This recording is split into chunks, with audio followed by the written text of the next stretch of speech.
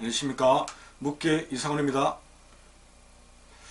오늘 방송에서는 소양인 토양체질 성격 특징과 체질 검사에 어떤 문제가 있는지 알아보겠습니다.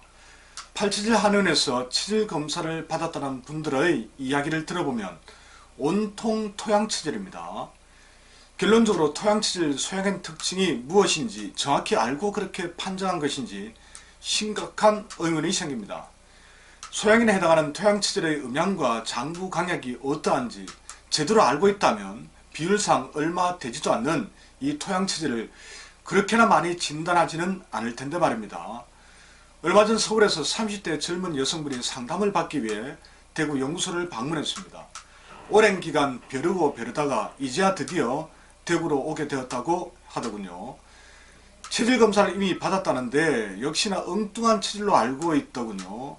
알고 있었습니다. 아니나 다를까 또 토양체질, 요즘 8체질 한의원에서 가장 많이 판정하는 체질입니다. 이 토체질 소양인을 음양적으로 접근하면 현상은 양이지만 본질은 음입니다. 여기서부터 큰 틀에서의 성격과 스타일이 결정됩니다. 즉 겉모습은 밝고 씩씩합니다. 하지만 본질이 음입니다. 쉽게 설명하면 남자 같은 여자 스타일에 가깝습니다. 이처럼 소양인 토양체질은 겉모습은 양적이지만 본질이 음이어서 깊이 들여다보면 여성적인 면이 많습니다. 그래서 끈질기지 못하고 독하지 못하고 쉽게 마음이 변하고 어려운 일이 닥치면 역시 쉽게 포기하는 경향이 강합니다. 그렇다면 적극적이고 도전적이며 진취적이고 강인하고 의지가 강한 우리 민족의 일반적인 서양과는 거리가 있습니다. 그러므로 소양인 토체질은 우리 민족의 주된 체질이 될 수 없습니다. 그리고 장부 강약도 한번 살펴보시기 바랍니다. 비위가 가장 강하고 신장이 가장 약한 체질입니다. 그렇다면 소화기능이 약하고 마른 편이고 생각이 많고 어려운 일이 닥쳐도 강단 있게 일을 처리하는 사람은 토양체질 소양인이 될 수 없습니다. 이러한 기본적인 타고난 장부와 음양적 성향을 전혀 고려하지 않고 권도원 선생이 언급한 내용에만 대입해 토양체질로 판정하니 오류가 넘쳐날 수밖에 없습니다. 이런 엉터리 체질 검사에 안타까움을 넘어 화가 날 지경입니다. 그래서 이분이 토양체질 소양인이 될 수 없는 이유를 설명과 함께 여러 진단법을 동원해 확인해 드렸습니다. 자, 처음에는 뜻밖의 표정을 지으셨지만 이후 저 묵계의 체질 진단과 설명에 전적으로 동의를 하시는 것 같더군요. 자, 토양체질이 아닌 본인의 체질을 정확히 확인했고 이어서 특정 내용을 설명하는데 이 눈빛이 갑자기 흔들리는 것이 보였습니다. 그래서 마음속으로 이분은 마음의 병이 깊구나 라는 판단이 언뜻 들었습니다. 그래서 상담 시간에 좀 더 걸리더라도 힘이 닿는 한 상처 입은 마음을 어루만져 주어야겠다고 그렇게 생각했죠. 이야기를 이어가다가 보니 역시나 사람에게 입은 마음의 상처로 스트레스가 심하게 쌓인 상태였습니다. 스트레스 종류도 수없이 많지만 그중 가장 힘든 것은 역시 가까운 사람으로부터 받는 스트레스입니다. 저도 겪어보았기 때문에 그 고통을 짐작하고도 남음이 있습니다. 어느 순간 여성분의 눈이 붉어지는데 금방이라도 눈물이 터져나올 것만 같더군요. 저도 순간 가슴이 찡해 눈물이 날 뻔했습니다. 방송을 들으신 여러분, 스트레스는 만병의 근원입니다. 건강과 관련된 모든 것을 무너뜨립니다. 자율신경이 실조되고 면역기능이 떨어지고 혈액이 탁해지고 노화가 빨라지고 호르몬 분비에 문제가 생기고 장부 기능 역시 급격히 떨어집니다. 아무리 좋은 건강식품을 보태주어도 스트레스를 지속해서 강하게 받는 상황에서는 한계가 있기 마련입니다. 결국은 스스로 이겨내야 합니다.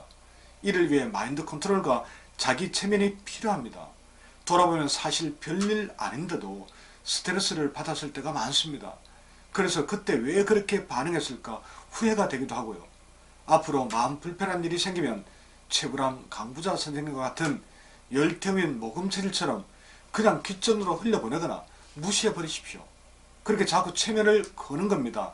라고 말씀드렸습니다. 자, 그렇게 끊임없이 마인드 컨트롤을 해야 합니다. 그리고 상대가 나의 스트레스를 유발하더라도 나도 역시 타인에게 부족한 모습을 보일 때가 있음을 생각해 보시라고 했습니다. 혹시나 정말 나쁜 인간이 나를 힘들게 하면 그 인간 때문에 내가 아프게 되는 것은 너무 억울하니 마음속으로 실컷 욕을 해주라고 했고요. 그래도 부족하면 스트레스를 날려버리기 위해 운동이나 취미활동으로 보완하면 많이 도움이 되겠죠. 자, 그리고 인생의 선배로서 조언을 하나 더 해드렸습니다. 천상병 시인의 소풍이라는 시에서처럼 우리는 모두 이 땅에 소풍놀이를 왔습니다.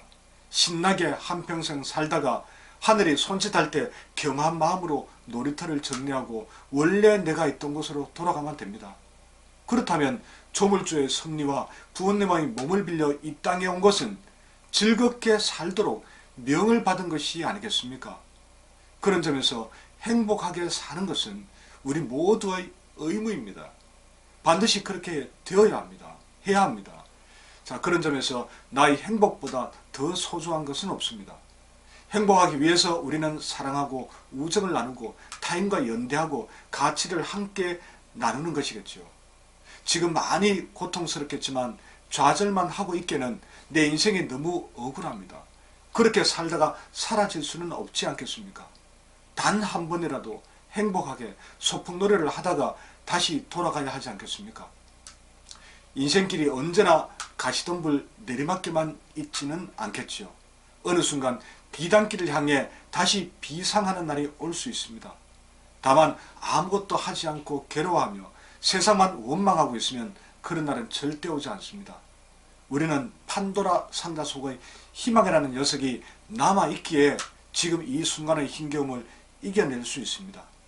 여러분, 공은 떨어지지만 결국 다시 튀어오르지 않습니까? 토양치질 소양으로 알고 오신 30대 여성분의 인생도 언젠가는 튀어오르는 공의 순간이 반드시 올 것이라 믿습니다. 그때까지 마음 다져먹고 내 몸 추스르면서 다시 일어서는 겁니다. 꼭 이겨낼 수 있으리라 기대하겠습니다.